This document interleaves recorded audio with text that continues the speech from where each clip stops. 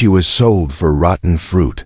The sky above the alien market was dark with smoke, and strange lights moved slowly across the clouds, like eyes watching everything below. The air was thick with the smell of burning wires, old metal, and something worse. Something like rotting meat and dirty water mixed together. Cages lined the narrow paths between the stalls, and creatures from every corner of the galaxy stood behind them, whispering, bargaining, trading things no one on Earth would ever understand. In the smallest cage near the garbage bins, a little human girl sat with her knees pulled close to her chest, her hair messy, her face thin and tired, her skin full of bruises and dirt. She did not cry, she did not speak, she only looked at the ground like she wanted to disappear into it. A fat alien with green skin and 4 arms opened her cage and pulled her out like trash. He carried her with one hand like a broken toy and walked to a stall where old fruit was piled in baskets covered in flies. Grunted at the fruit seller, who was even uglier with blue scales and red eyes, and they began to talk in a sharp, clicking language that hurt the ears. The trade was fast and cruel. The girl was handed over in exchange for a basket of black soft fruit that smelled like death. Other aliens laughed and pointed, saying things like worthless, human, useless trash, lower than dirt. But the girl did not react. She just stood quietly beside the fruit stall with her eyes still down, not moving, not speaking. Far away in the shadows, a man stood watching. His clothes were torn, his boots covered in dust, his face hard like stone, and his eyes full of fire. He was human, tall and strong, but he looked tired, like someone who had walked across the stars and seen too many things. His name was Jacques, and he did not belong here, not anymore, not after what he lost, not after the war, not after Earth fell. But something about the girl made him stop. He had seen humans sold before in this part of the galaxy where rules meant nothing and life was cheap, but this girl was different. She looked like she had already died inside, and that made something in Jacques wake up. Something he thought was gone.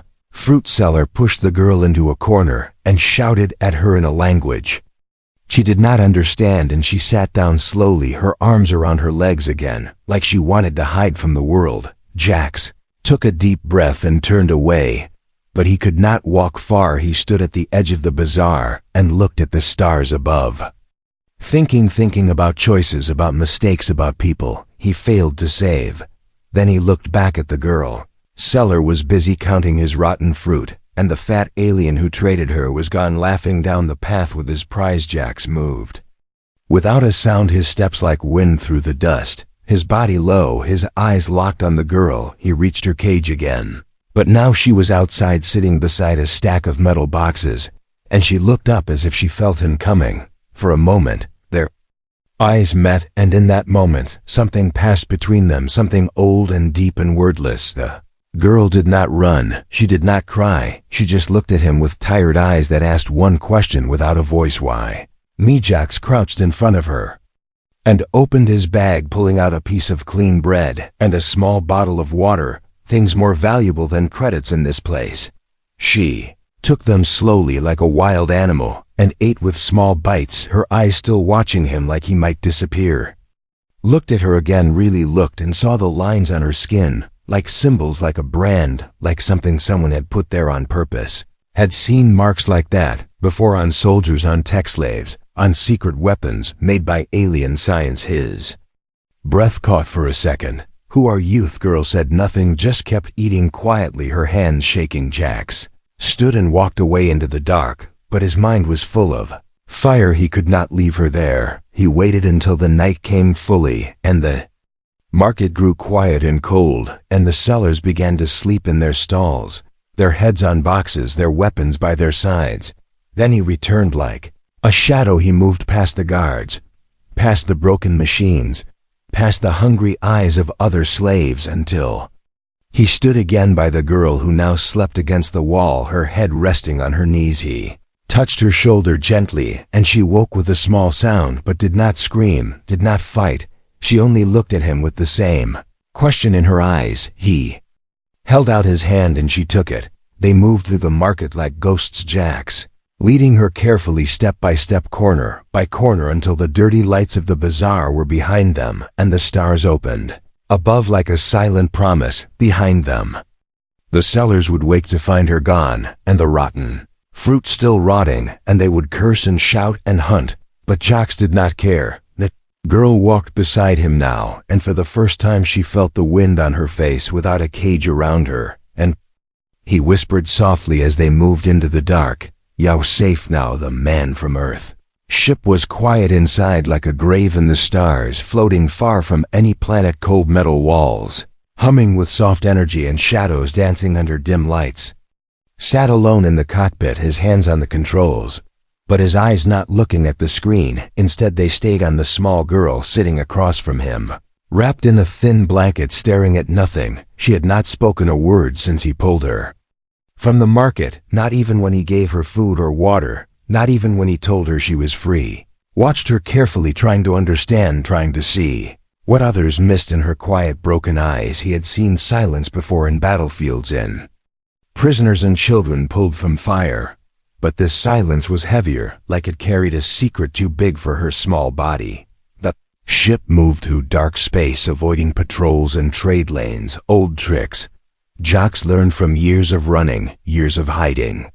From memories that refused to fade, he walked to her, slowly crouched down, and offered a small silver pendant shaped like a star. It had belonged to his sister once before. Earth fell before everything changed. The girl looked at it, then looked at him. Her fingers touched the metal softly, and for a moment, Jacques thought she might speak, but she only nodded once, and held the pendant close to her chest, stood again and walked back to the console, opening the map to check his next stop, a forgotten mining moon with an old friend who owed him silence and fuel. Behind him, he heard a small sound like breathing, faster than normal. He turned and saw the girl gripping her shoulder as if something burned beneath her skin. He moved fast, pulling a scanner from the wall, and knelt beside her, waving it over her body. The machine beeped once, twice, then blinked red. Jacques stared at the screen inside her, bones beneath her skin. There was something not human, something hidden, some kind of tech fused with her cells, like someone had built her for more than just life. He leaned back, staring at her, his voice low and calm as he asked, "What are you?" She looked up, and for the first time her lips moved, and she whispered, "I don't know." That was all she said, but the way she said it sent a chill through him, because it did not sound like fear, it sounded like a warning. Scanner beeped again, showing more data fragments, codes, signals, energy traces from labs not used in decades, names of companies that no longer existed, coordinates pointing to places wiped off maps. Tapped a button and locked the scanner results inside his system, encrypted and hidden even from himself for now, because if this girl was what he feared, then others were looking for her too. He walked to the storage room and opened a case, pulling out a thin vest made of old Earth combat fiber, still strong, still good, then returned and helped her wear it gently, like dressing a sleeping ghost. She did not resist, she only looked at him with those same tired eyes, but now there was a spark inside, like the first light of a dying star. Jacques sat across from her again and told her a story about Earth, how it once had green trees and blue skies and rain that felt like music, how people laughed and cried and fought for each other, and how it was gone now, burned from orbit, sold to debt, owned by others. She listened without blinking, her hands still holding the pendant, her eyes wide, like she had never heard of trees before, or rain, or music. He smiled a little and asked her name. She shook her head once slowly, then said, "They called me number 7. Jacques' hands curled into fists. He had heard of projects like this, secret ones, dark science born in shadows, where children were made, not born, and numbers replaced names, where emotions were erased and pain was normal. He looked at her again, not like a stranger, not like cargo, but like something more, like something human, like someone who still had a choice. "You need a real name," he said, and she looked confused, like she had never thought of that before. He stood and walked to the screen, typing something, then turned and said, "What about Luma?" She whispered, "Luma," like it was the first word she ever liked, and then nodded. Once so, Luma. It was suddenly a light flashed red on the console, and a soft alarm echoed through the ship. Something was coming, a signal unknown, encrypted, not pirate, not civilian. Jacques checked it fast, and his eyes narrowed. A bounty signal, someone had already placed a price on Luma's return with details too accurate to be coincidence with credits too high to ignore. "They know," he said. Luma stood slowly, her face calm but her hands shaking as she asked, "Will you sell me 2 Jacks?" Looked at her and did not speak for a long time. Then he knelt and placed a hand on her shoulder and said, "No, not ever." Outside, the ship stars moved like silent watchers, and inside, 2 souls sat close, not because they had to, but because they chose to. And far away in the deep void, something ancient woke and whispered, "The girl is awake, the key has been found." The secret inside her. The ship moved through space like a whisper in the dark, cutting between stars and dust fields, silent and alone, without a name, without a signal, without a past inside. The girl, now called Luma, sat cross-legged on the floor of the engine bay, her fingers moving quickly over broken wires and loose parts, her face calm, her eyes locked on the work in front of her. Jax stood near the door, arms crossed, watching her with a quiet stare. He had flown this ship for years, fixed every part himself, learned every sound it made and every crack in the metal, but he had never seen anything like this. Luma had opened a control panel without being told and started fixing a power relay that Jax had tried to repair 3 times before and failed every time. She did not use a manual, did not ask questions, did not hesitate. Her hands moved like they already knew what to do, like the ship spoke to her in a language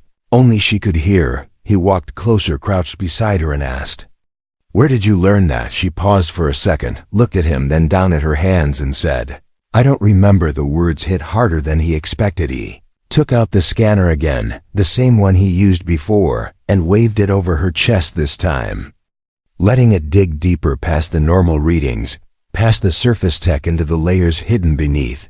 The screen glowed with strange symbols, foreign energy patterns, and genetic locks, things Jax had only seen once during the war, when the enemy used hybrid weapons built from both machine and life. But this was different. This was deeper, cleaner, more advanced, like someone had combined human DNA with machine code and hidden it inside her bones, like a ghost inside a child. She looked up at him again and asked, "What does it say?" He hesitated, then showed her the screen. She stared at the symbols without blinking, then slowly reached out and touched them, and the scanner blinked blue, then green, then played a small soft sound like a forgotten song. Jax pulled the device back, his mind racing. She had unlocked the scanner without a passcode, without a link, without trying. Luma asked, "Is something wrong?" He shook his head slowly and said no, but his eyes said something else. He stood up and walked to the cockpit, needing space, needing silence, needing to think. Luma followed him a few steps behind, her feet light, her movements careful, like she had learned to stay quiet or be punished. Jax sat in the pilot's seat, staring at the stars moving past, wondering who built her, why they made her what they wanted her to become. Was she a weapon waiting to wake, or a key to something long forgotten? She sat beside him and looked out the window and asked, "Have you ever been afraid of yourself?" He turned and looked at her, really looked, and saw not a weapon, not a code, not a secret. He saw a girl lost and confused and brave enough to ask a question no child should ever need to ask. He nodded once and said yes. Every day they sat together for a while without speaking, watching the stars drift by like cold lights on black water. Then the ship shook just once, just a tremor, but it was enough. Jax jumped to the console and saw it, a shadow behind them, fast and sharp and closing in. Not pirates, not traitors, something else. Something silent. He told Luma to hold on and started evasive maneuvers, flying between asteroid fragments and ice fields, trying to lose the signal, but it followed too well, too perfectly. Luma closed her eyes and whispered something, not in English, not in any language Jax knew. Suddenly, the ship lights blinked, then steadied, and the engine surged forward stronger than ever before, faster, sharper, more precise. Looked at her and said, "What did you do?" She opened her eyes and said, "I asked the ship to help you." Stared in disbelief, then checked the engine status and saw readings that made no sense. Power levels too high, systems too perfect, as if the ship itself had evolved. Shadow behind them vanished, lost in the trail they left. The ship slowed and drifted near a small abandoned satellite, spinning alone in the dark. Jax took a breath, stood, and looked at Luma and said, "We need to talk about what you are." She looked down and whispered, "I want to know too." He took her to the med bay, connected her to an old analysis core, and let it read her deep inside her cells past skin and bone and fear. Screen filled with symbols again, and then showed something new. Something ancient, something marked with a code he remembered from Earth's last days. Project Lightborn, whispered the name like it was a ghost, and Luma looked at him, asking, "What is that?" Said it was a secret project to build a new kind of being, part human, part code, designed to survive what we could not. You are not just a girl, you are not just a machine, you are something new. She looked at the screen and touched her chest and said then, "Why goo? I feel so alone." Jax had no answer, not yet, but he placed a hand on her shoulder and said, "You are not alone anymore, outside." The satellite began to blink, as if waking from sleep, and deep inside its memory banks, something opened, something that had been waiting for Luma for a long, long time, hunted across the stars. The stars blurred past like silver rivers as the ship moved through a narrow gravity corridor, the engines burning hotter than ever, the panels shaking slightly with every pulse of speed as Jax pushed the ship beyond its normal limits, trying to stay ahead of whatever followed them through the black. Luma sat beside him, her hands gripping the armrests, her eyes calm but alert, her breathing steady, like someone used to fear but not broken by it. Not anymore. They had left the dead satellite only hours ago, but the signal had already been triggered, and somewhere far behind a beacon had whispered her name into the dark, and those who heard it were already moving. Jax switched to silent mode, killing their trail and masking their heat, but he knew it would not last, because this was not a normal chase, not a bounty run, not a pirate patrol. This was something deeper, something personal. He turned to Luma and asked if she felt it too, and she nodded without speaking, her eyes glowing faintly in the low light, like she had already known they would come. Console beeped softly, and a red light blinked once, then again, then faster, and Jax knew what that meant. A hunter ship had locked their trace, using tech beyond the markets, beyond the law. Something military, something hidden. He cursed under his breath and dropped the ship into a gravity dive, pulling them hard into the orbit of a shattered moon, a place broken by war long ago. Now nothing but drifting ice and stone in memory. The ship screamed through the field, dodging massive chunks of frozen metal and broken wrecks of old machines, some still sparking weakly after decades of silence. Luma closed her eyes and whispered again, words in a language older than machines, older than stars, and the ship responded, its engines shifting tone, its path smoothing, like it could hear her, like it trusted her. They cut through the last layer of debris and entered the dark side of the moon, where shadows moved slowly like sleeping beasts, and signals could not pass without distortion. Jax landed the ship inside a collapsed crater beneath the remains of an old human beacon, now rusted and cold and dead to the galaxy. Powered down everything and waited, the silence thick like water, the ship holding its breath like it knew it was being hunted. Luma sat in the corner near the power conduit, her hands resting on her knees, her eyes closed but her mind wide, awake, listening not with ears but with something else, something deep inside her that hummed with quiet warning. Jax checked the weapons, not many left, just an old plasma rifle and 2 EMP grenades. Nothing that could stop a full hunter squad, but he had faced worse with less, and he would not let them take her, not now. He walked to her and crouched down, asking if she could hide herself. Like before, blocked the signal that made them chase her, and she said, "I can try." She reached into the panel beside her and touched the wires lightly, her fingers glowing for a moment, and the ship responded with a low hum, as if folding itself inward, pulling its presence away from space.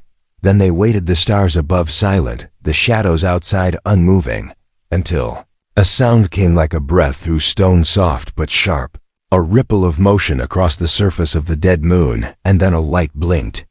In the distance, red and cold, the alien empire once Earth. Cold wind of the dead moon blew across the wreckage as Jax stood at the edge of the crater, rifle in hand, eyes locked on the red blinking light in the distance. A warning, a threat, a promise. Luma stood behind him, her small frame lit by the faint glow of the ship's emergency lights. Her face still, but her fingers twitching like something inside her was waking again. The signal grew stronger, not louder, but sharper, cutting through the silence like a needle, and Jax knew this was not just a tracker. This was a message from someone who wanted her back and would burn planets to do it. Led her back inside the ship and sealed the hatch, running system scans, checking power routes, readying defenses that would never be enough, because deep down he already understood. This was not about credits, not about stolen property. This was about control. Luma sat in the co-pilot seat, staring at a star map flickering on the screen, small markers blinking across the galaxy in patterns that made no sense to Jax, but seemed to mean everything to her. She reached out and touched one of the marks, a point near the edge of known space, and whispered softly, "This is where I was made." Jax turned toward her slowly, his voice low, as he asked, "What do you remember?" She hesitated, her hand still on the screen, her eyes distant, then said, "I remember white rooms and cold voices. I remember wires and pain and tests. I remember others like me, but they are gone now." Gone.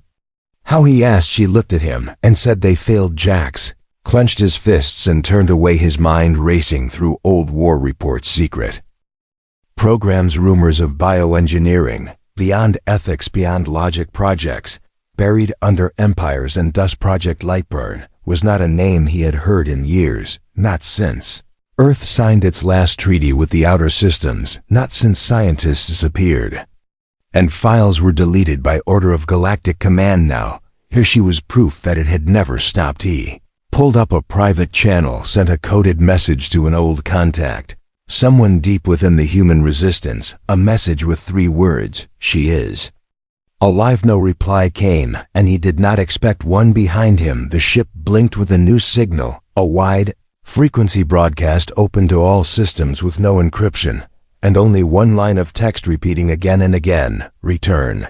The girl and Liv. Jax stared at the screen, then looked at Luma and asked, "Why you?" She looked down and said, "I am the key to what he asked." She said, "To fear or hope." Before he could respond, a flash of light split the sky above the crater, and a massive ship descended like a shadow, falling from the stars, black and gold, shaped like a winged serpent, its engines silent, its presence heavy. Jax pulled Luma behind a support beam and watched as a landing ramp lowered, and a single figure stepped out, tall, armored with glowing symbols across its chest, its face hidden behind a dark helm that pulsed like a heartbeat. The figure spoke, and the words came through every speaker in the ship, in every language. All at once, a voice that was not loud, but made the bones tremble, "Give us the girl and be spared." Jax stepped forward, rifle raised, his voice steady, as he said, "She is not yours." Figure tilted its head and replied, "She was built by our hands. She is ours by right." Luma stepped beside Jax, her voice clear, as she said, "I am not a thing to own." The figure paused, then spoke again, "You carry within you the map to the old machines. You are the final design, the one that worked. Your mind is code. Your blood is a weapon you were never meant to choose." "But I choose now," she said. The figure raised a hand, and behind it, soldiers began to appear, metal suits, glowing weapons, ready, moving with perfect silence, as if they were all one being. Jax fired first, not to kill, but to move, distracting them, pulling their attention, while Luma touched the floor and whispered again, her voice flowing into the ship's systems like water into roots. The lights flickered and the walls shook, and every console glowed with symbols too fast to read, and the ship itself began to fight back, doors sealing floors, shifting energy, redirecting into shock pulses that threw the soldiers back one by one. Jax pulled Luma toward the command seat, shouting directions, but she was already ahead of him, her mind now part of the ship, her voice inside the circuits, her thoughts guiding the defense, like she had done this before, like it was in her soul. Enemy ship lifted slightly, preparing to fire its main cannon, and Jax knew they had seconds, maybe less. He looked at Luma, and she nodded once, placing her hand on the Korea. A burst of energy shot upward, not a weapon, but a signal wide and bright, calling out not just to allies, but to anyone who would listen, anyone who remembered Earth, anyone who still believed in humanity, and then silence, the enemy. Ship paused mid-fire, its systems confused, its command link severed, and the dark figure stared down at the girl who had broken its control with only her voice, and her choice should not exist, it said. Yet I do, she replied, and in that moment Jax knew she was more than a weapon, more than a secret. She was a beginning, the stand on Broken Moon. Broken Moon floated like a scar in the night sky, its surface cracked and jagged from ancient battles, its silence hiding stories long forgotten, its shadows still whispering echoes of fire and blood. Jax stood near the edge of a ruined command tower, rifle in hand, eyes scanning the horizon for movement, the air dry and thin, the gravity low but steady enough to fight. Luma knelt beside a shattered console inside the tower, her fingers tracing old wires and forgotten code, her breath calm, her eyes glowing faintly with a light not born of fire, but of something deeper, something living. Signal they had sent in the last battle reached more ears than they expected, some friendly, some curious, some hungry, and now they waited for those who had heard it to come. Alien Empire would not let her go, not after what she did, not after what she unlocked, not after they saw her speak to machines. Like they were old friends and enemies, both. Jax watched the skies through cracked lenses, saw 3 blinks in the dark, then one more, too fast, too tight. Not traitors, not scouts, hunters. He turned and spoke low. We do not have long. Luma stood and nodded, without fear, her hand resting on the console, like she could feel the machine breathing beneath it, like it knew her name and waited for her command. They moved together through the dust to the outer ridge where Jax had placed old mines and hidden charges set along the curve of the crater, where metal shards and melted stone formed a broken line of defense above them. The enemy ships cut through the clouds like blades, without sound, without warning, moving with the kind of precision that only Comey's from code and control. Jax raised his weapon as one ship opened its bay, and 6 armored figures dropped from the sky, landing without sound, without shaking the ground, as if gravity itself bent for them. Luma stepped forward, her eyes narrowing, her voice quiet as she said, "They are not alive, not like us. They are shells with voices borrowed from the Empire. They follow without will, without soul." First soldier raised a weapon, but before it fired, the mine beneath lit up blue and threw it backwards in a burst of heat and metal, its body folding like paper, its weapon clattering into the dust. Jax fired next, dropping another as it moved to flank fast and wide.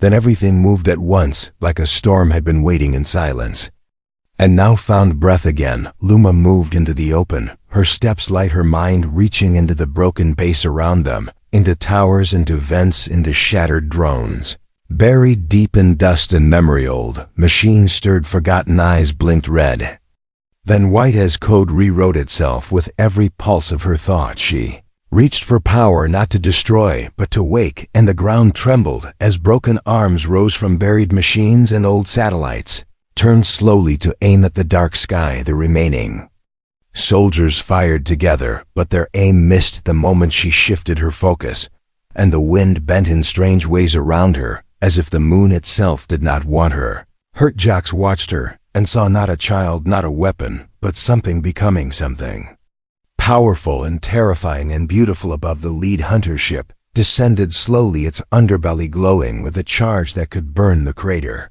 Clean, its voice rumbling through every speaker in range, saying, "Enough, surrender the anomaly and be erased clean without pain." Luma lifted her head and answered with one word, "No." Her voice carried not as sound but as signal, and every system within the tower and beneath the moon responded at once. Beacons that had been dark for years lit with firewalls and blasts, towers folded into turrets, old orbit guns blinked alive and aimed upward, all guided by one mind, one voice, one will. Jax dropped to one knee and shielded his eyes as the first volley launched from deep below, shaking the moon, sending trails of light into the ship above, breaking its cloak, shattering its weapons.